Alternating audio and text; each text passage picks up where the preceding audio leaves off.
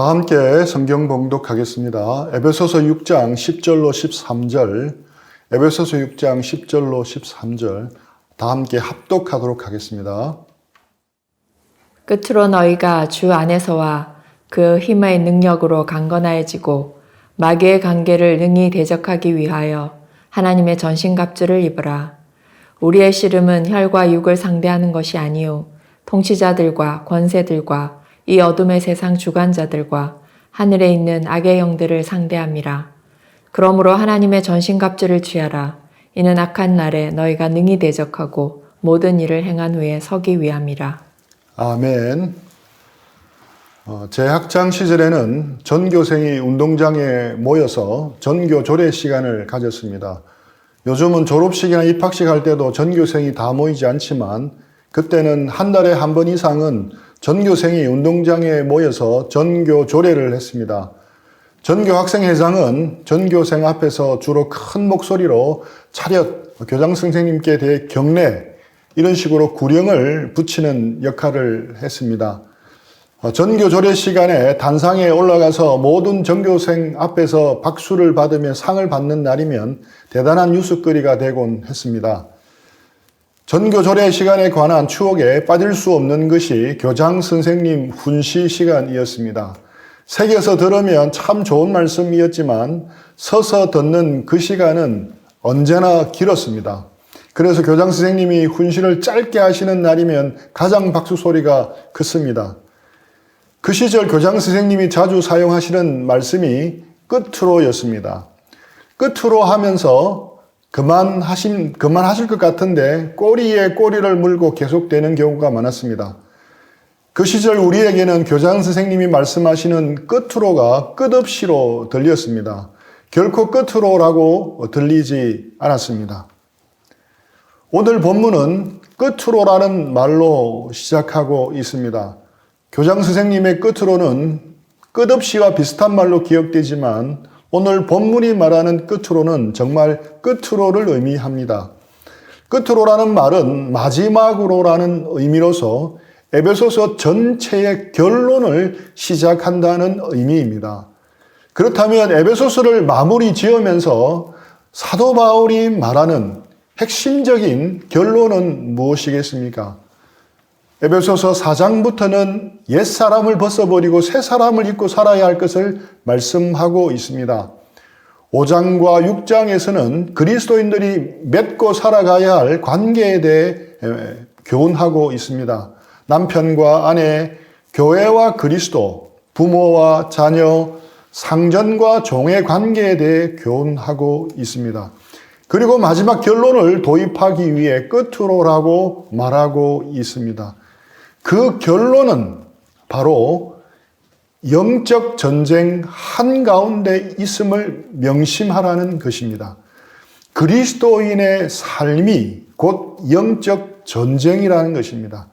현재 우리가 서 있는 삶의 배경을 제대로 알아야 한다는 것입니다. 알기 쉽게 그림으로 한번 설명해 보겠습니다. 한 청년이 지금 잔잔한 해변을 배경으로 해서 기도하고 있습니다.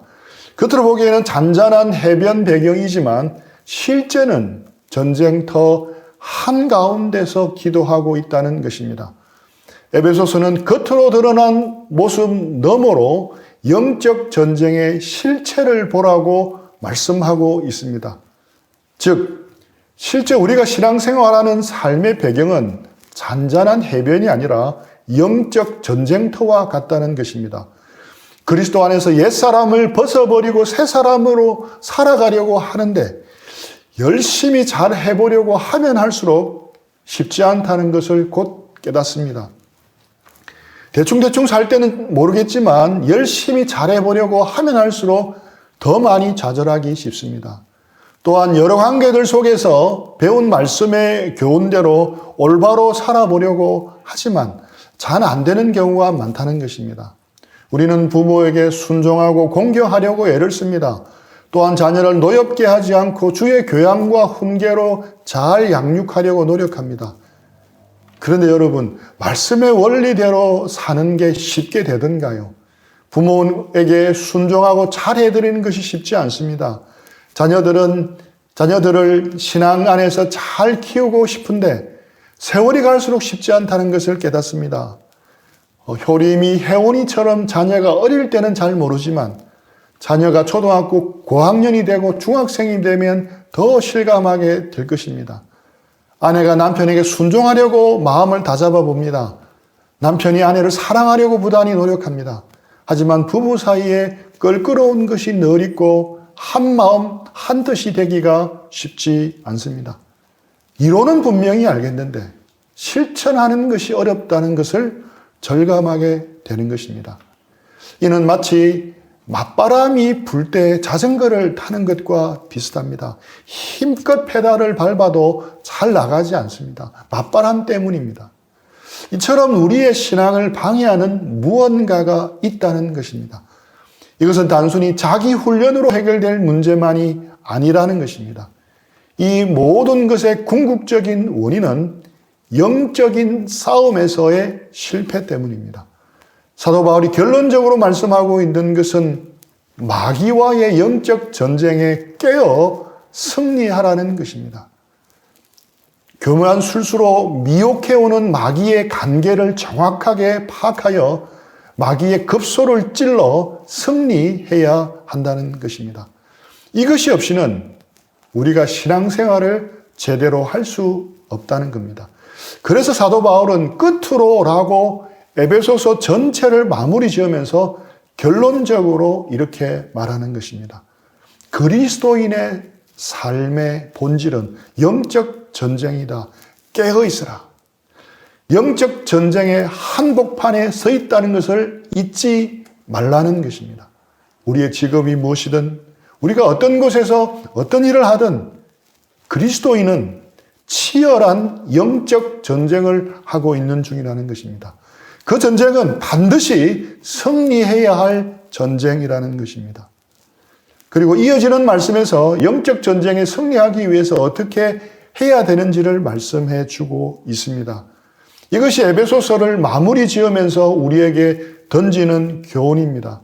앞으로 몇 주간은 에베소서 마지막 문단을 가지고 이 영적 전쟁에 대해서 말씀을 나누도록 하겠습니다.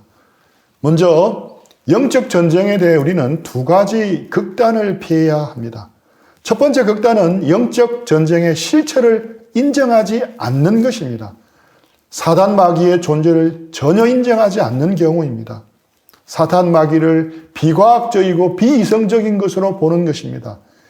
엘리트 지성인이라고 자부하는 사람들이 이 함정에 빠지기 쉽습니다. 첨단 과학의 시대 속에 호러물 영화나 전설의 고향 같은 드라마에서나 일어나는 일이라고 치부하면서 코드숨 치는 경우입니다. 과연 그렇겠습니까? 이것은 성경 전체를 부인하는 것과 마찬가지입니다. 많은 사람이 그냥 눈에 보이는 현상만 가지고 판단합니다. 문제에 대한 해법도 인간적인 방법만으로 접근합니다. 우리 사회가 직면하는 여러 현안들에 대해 정권 교체를 통해 해결할 수 있다고 생각합니다. 자녀들은 교육을 통해 바꿀 수 있다고 생각합니다. 외교적인 협상 능력을 키우면 해결 가능하다고 생각합니다. 경제력만 키우면 많은 문제들이 해결되리라 생각합니다. 물론 이런 해법도 중요합니다. 결코 무시해서는 안 됩니다. 지난 시간에 말씀드린 대로 할 수만 있으면 바꾸고 개선해야 합니다. 하지만 이는 궁극적인 문제 해결이 되지 않는다는 것입니다. 반복해서 말하지만 역사가 그것을 우리에게 가르쳐 주십니다. 만약 그런 것들로 해결된다면 우리 사회는 갈수록 유토피아에 근접해야 합니다. 하지만 현재가 과거보다 부유해졌고 살기는 편해졌지만 반드시 살기 좋았다라고 말하기는 쉽지 않습니다. 아픈 환자에게 고통을 덜어주기 위해 진통제를 놓아주기는 해야 하겠지만 더 중요한 것은 그 고통의 원인과 뿌리를 찾아서 제거하는 일입니다. 성경은 원인과 뿌리를 보라고 말씀합니다. 오늘날 세상 곳곳에서 일어나고 있는 모든 악하고 더러운 문제들에는 배후 조정 세력이 있다는 것입니다. 사탄이 왕성하게 활동하고 있다고 분명 말씀하고 있습니다. 요한일서 5장 19절 말씀입니다. 또 아는 것은 우리는 하나님께 속하고 온 세상은 악한 자 안에 처한 것이며 분명 온 세상은 악한 자, 사탄의 지배하에 있습니다. 그런데 사람들은 이것에 대해 너무 무지합니다. 믿는 우리는 그래서는 안 됩니다. 우리는 성령 충만함으로 우리의 눈을 떠야 합니다. 눈에 보이는 현상 너머로 조종하고 있는 사탄의 영적 전쟁에 눈을 떠야 하는 것입니다. 깨어 있어야 합니다. 마귀와 그 세력들은 분명히 존재합니다. 교회가 하나님의 나라를 위해서 애쓰는 만큼 사탄도 가만히 있질 않습니다. 이를 대적하기 위해 몸부림치며 방해하고 있고 공격하고 있습니다. 폭력과 음란과 테러의 현장, 최고 권력층과 부유층, 대학 캠퍼스를 비롯한 세상 곳곳에서 마귀는 무섭게 숨어서 활약하고 있습니다. 세상에 아무리 화려한 겉모습으로 치장하고 있어도 우리 그리스도인들은 그 이면에 무서운 영적 전쟁의 실체를 꿰뚫어 보아야 합니다. 겉으로 드러난 화려한 외모와 세련된 매너에 속지 말아야 합니다. 성령 충만한 사람은 이 세상이 무서운 영적 전쟁터임을 알고 항상 깨어서 기도합니다. 영적 전쟁에 있어서 경계해야 할 또 다른 극단은 모든 것을 지나치게 영적 전쟁으로만 해석하는 태도입니다. 이런 사람들은 모든 것을 사탄 마귀 때문이라 생각합니다. 모든 것을 귀신의 탓으로 돌립니다. 이렇게 하면 자신의 책임에서 좀 자유로워집니다. 감기만 들어도 사탄의 역사라고 말합니다. 코로나도 사탄의 역사라고 말합니다. 코로나 방역도 사탄의 역사라고 말합니다. 자기가 성실하게 직장 일을 하지 않아서 생기는 어려움을 두고도 사탄의 방해라고 말합니다.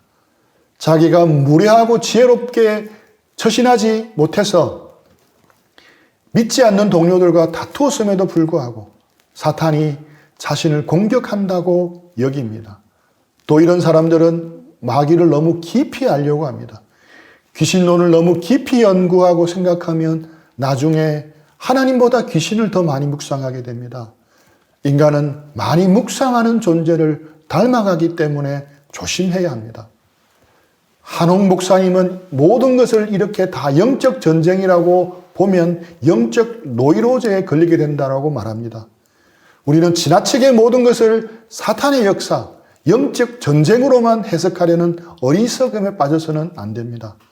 저걸 너무 과소평가해서도 안 되지만 너무 과대평가해서도 안 됩니다. 우리는 이와 같은 양극단에 빠지면 안 됩니다. 마귀 같은 것은 없다라고 하는 소위 이성주의적 접근을 피해야 합니다. 분명 비성경적입니다. 또한 너무 모든 것을 마귀의 역사로만 돌려버리는 지나친 극단도 피해야 합니다. 균형을 잡아야 합니다. 우리 그리스도인의 삶은 분명 영적 전쟁입니다. 이것을 깨닫는 것은 축복입니다. 왜 이것이 축복입니까? 눈에 보이는 현실에 가려진 진실을 대면할 수 있기 때문입니다. 우리가 영적 세계의 눈을 뜰 때 왜 예수님을 믿어야 하는지도 분명하게 확신할 수 있기 때문입니다. 영어로 evil은 악이라는 뜻인데 이 단어가 이미 영적 전쟁임을 암시하고 있다는 어느 목사님의 글을 읽은 적이 있습니다. evil, 악이라는 단어를 거꾸로 뒤집어 놓으면 어떤 단어가 되겠습니까? live가 됩니다. live, 살다는 뜻입니다. 즉, live, 산다는 것은 악을 거스르고 대항해서 승리해야 진짜 사는 것이라는 의미입니다. 성경에는 창세기부터 요한계시록까지 거대한 영적 전쟁에 대해서 말씀하고 있습니다. 마태복음 10장 34절 말씀과 에베소서 2장 14절 말씀을 이어서 읽겠습니다. 내가 세상에 화평을 주러 온 줄로 생각하지 말라. 화평이 아니요 검을 주러 왔노라. 그는 우리의 화평이신지라. 둘로 하나를 만드사 원수된 것 곧 중간에 막힌 담을 자기 육체로 허시고 에베소서 2장 14절에서 예수님은 우리의 평화라고 말씀하시는데 마태복음 10장 34절에서는 예수님은 내가 세상에 평화를 주러 온 것이 아니라 검을 주러 왔노라고 말씀합니다. 예수님은 왜 평화가 아니라 칼을 주러 왔다고 말씀하십니까? 서로 반대되는 이 말씀을 어떻게 이해해야 합니까? 예수님은 우리의 평화가 되시기 위해 칼을 주시러 오신 겁니다. 세상을 주관하는 악의 영과 싸울 수 있도록 칼을 주러 오신 것입니다. 예수님은 영적 전쟁을 바라보고 계셨습니다. 삶의 현장에서 벌어지는 생존 전쟁 너머에 있는 또 하나의 전쟁, 보이지 않는 더 근원적인 전쟁인 영적 전쟁에 대해 말씀하시는 것입니다. 표면적인 전쟁들은 사실 영적 전쟁 때문에 일어나는 것입니다. 요한일서 3장 8절 말씀입니다. 죄를 짓는 자는 마귀에게 속하나니 마귀는 처음부터 범죄함이라. 하나님의 아들이 나타나신 것은 마귀의 일을 멸하려 하심이라. 예수님이 이 땅에 오신 목적은 마귀의 일을 멸하기 위함이었습니다. 우리가 그 마귀와 싸울 수 있도록 우리에게 영적인 칼을 주시기 위함입니다. 예수님은 그 싸움의 과정에서 고난받으시고 십자가에 죽으셨습니다. 패배하신 것처럼 보였지만 부활하심으로 승리하셨습니다. 십자가의 전투에서 승리하심으로 우리의 평화가 되신 것입니다. 그런데 평화에는 두 가지가 있음을 알아야 합니다. 하나는 항복으로 말미암는 평화이고 다른 하나는 승리로 말미암는 평화입니다. 베트남이 패망한 후 얼마 안 되어 공산화되었던 캄보디아의 비극을 혹시 알고 계십니까? 1975년에 캄보디아를 공산화하려는 크메르 루즈의 반란군이 정부군을 이겼습니다. 민주정부를 위하여 싸우던 군인들이 항복하였기 때문입니다. 잠시 평화가 온 듯했습니다. 그러나 그 평화는 거짓된 평화였습니다. 영화 킬링 필드처럼 캄보디아 전체가 킬링 필드가 되어버렸습니다. 1975년부터 79년까지 4년 동안 집권한 폴포트가 극단적인 원시공산주의 체제로 바꾸기 위해 인구 4분의 1에 해당하는 200만 명을 무참하게 학살합니다. 안경을 낀 사람, 손이 고운 사람, 시계를 찬 사람, 사회 지도자, 지식인, 공무원, 노인, 여성, 심지어 장차 복수하지 못하게 하려고 갓 태어난 아이까지 무참하게 대량 학살합니다. 그 방법이 말로 표현할 수 없을 정도로 잔인했습니다. 사단의 본성이 엿보이는 부분입니다. 이것이 진정한 평화일 수 있겠습니까? 마찬가지입니다. 우리가 영적 전쟁을 포기하고 사단에게 항복하면 어떻게 되겠습니까? 쉽게 말하면 열심히 교회를 섬기고 열심히 신앙생활 하는 데서 물러나서 주일도 지키지 않고 마음대로 살기를 선택하면 어떻게 되겠습니까? 잠시나마 편안하고 평화가 온 것 같은 느낌을 받을 수 있습니다. 하지만 이것은 캄보디아 땅에 잠시 있었던 거짓 평화와 같은 것입니다. 우리가 잠시 누리는 평화를 위하여 싸움을 그만두고 항복하면 어떻게 되겠습니까? 사탄은 느끼지 못할 정도로 서서히 그리고 완전히 우리의 삶을 끝내버릴 것입니다. 울산대 사역을 할 때 교제했던 형제가 취업이 되어서 서울로 올라오게 됐습니다. 서울 KG부에 연결시켜 함께 교제하도록 인도했습니다. 직장일이 피곤하기도 하고 멀리 교제하러 가기가 귀찮았는지 그 예배에 나가지 않았고 대신 TV로 그 시간에 영상 예배를 드리겠다고 했습니다. 지금같이 비대면 상황 때문이 아니라 대면 예배가 있었지만 그저 편하게 그렇게 했습니다. 나중에 형제를 만나 교제해보니 처음에는 편하고 좋았는데 누가 보는 사람도 없고 챙겨주는 사람도 없으니 점차 그것마저도 멀어지게 되었다고 합니다. 처음에 소파에 앉아 예배를 드리다가 나중에는 누워서 드리기도 하고 그러다가 잠이 들기도 하고 나중에는 TV 예배 신앙을 틀어놓기만 하다가 결국에는 그것조차도 안 하게 되었다고 말하는 것을 들었습니다. 현재 그 형제는 결혼해서 잘 지내고 있는데 안타까운 것은 이제 완전히 하나님과는 멀어져 하나님과는 상관없는 삶을 살고 있다는 것입니다. 사단의 밥으로 먹힌 것입니다. 이처럼 사단은 할 수만 있으면 모든 방법을 다 사용해서 믿는 자를 공격합니다. 우리가 그리스도의 군사로서 싸움을 거치고 항복하는 것으로 사탄은 만족하지 않습니다. 마귀는 캄보디아의 그 폴포트처럼 우리 안에 그리스도의 생명을 죽이는 데까지 나가야 만족할 것입니다. 잠시 누릴 수 있는 평화에 결코 쏘으면 안 됩니다. 끝으로라는 단어 다음에 우리가 집중해야 할 단어 하나는 10절 말씀에 나오는 너희가입니다.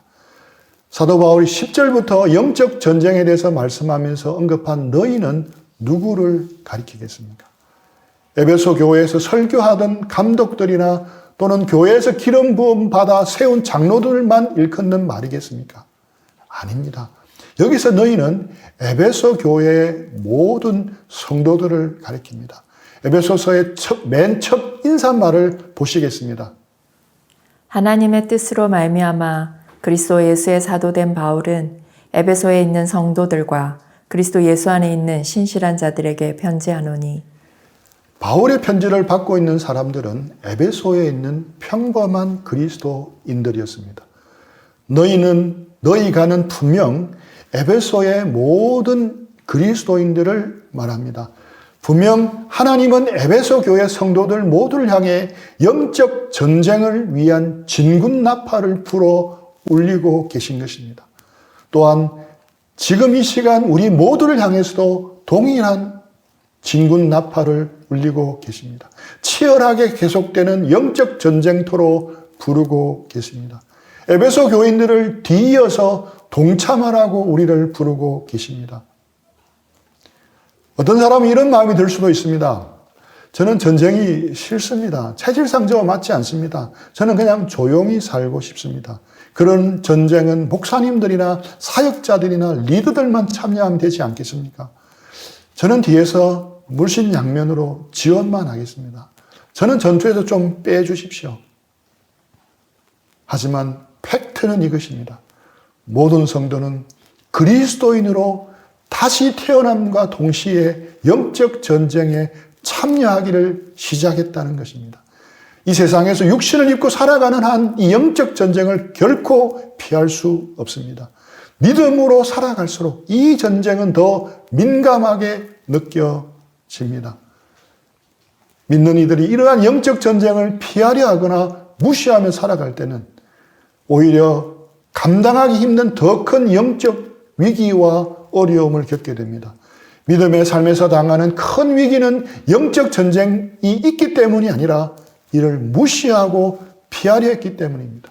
믿음이 견고해질수록 이 싸움은 더 맹렬한 전쟁이 됩니다. 유진 피터스 목사님이 쓴 메시지 성경에는 이렇게 표현되어 있습니다. 6장 13절 말씀입니다.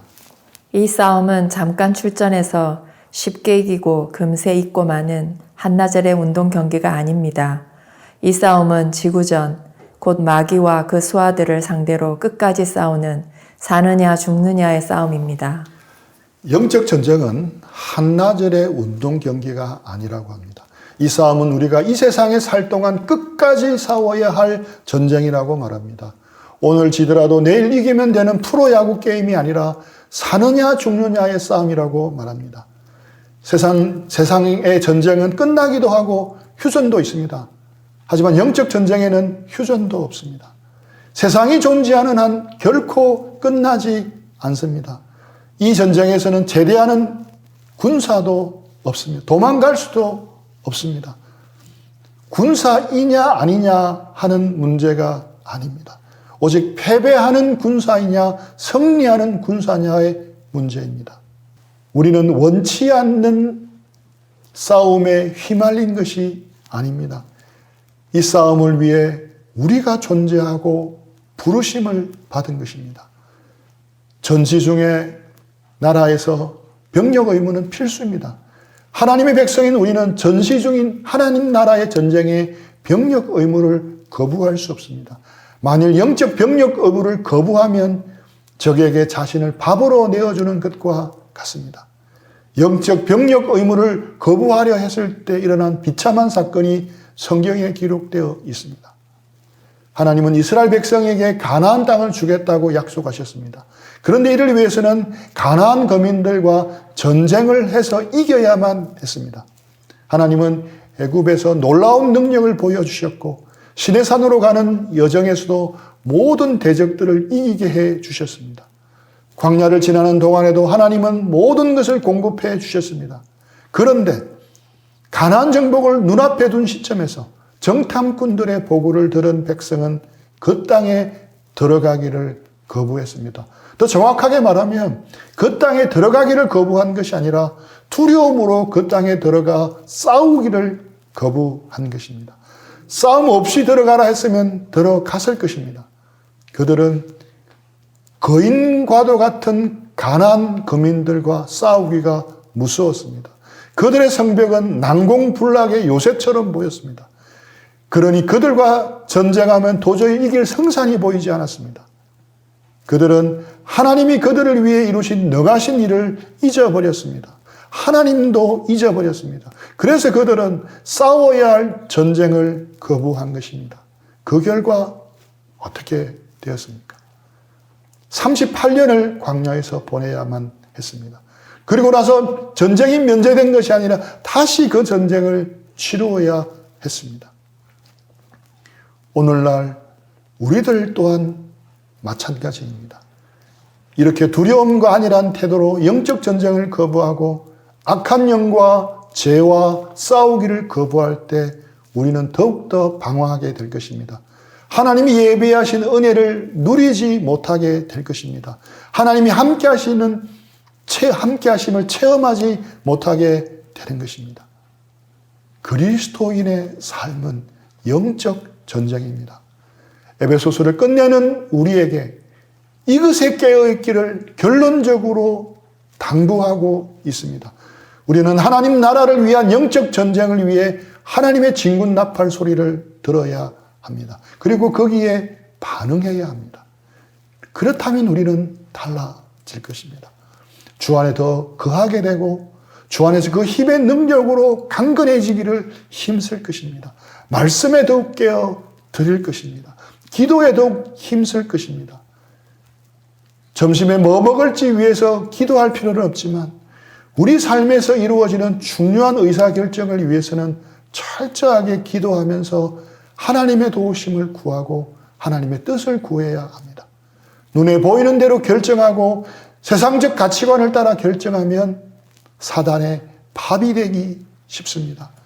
교묘하고 서서히 느끼지 못하게 사탄은 주님을 향한 우리의 진실함과 깨끗함에서 떠나도록 만들 것입니다. 그리고 서서히 우리를 부패시킬 것입니다. 그래서 사탄에게 농락당하고 허비하는 인생이 되게 할 것입니다. 신앙생활의 시작을 잘하는 사람은 많지만 끝까지 잘 지키는 사람은 찾아보기 힘듭니다. 우리 모두가 치열한 영적 전쟁 한복판에 있다는 것을 기억하고 깨어있기를 축복합니다. 한 사람도 빠짐없이 믿음의 선한 싸움을 싸우고 달려갈 길을 마치고 믿음을 지키는 우리 모두가 되기를 축복합니다. 우리 들은 말씀 생각하면서 잠시 기도하고 적용하는 시간들 갖겠습니다.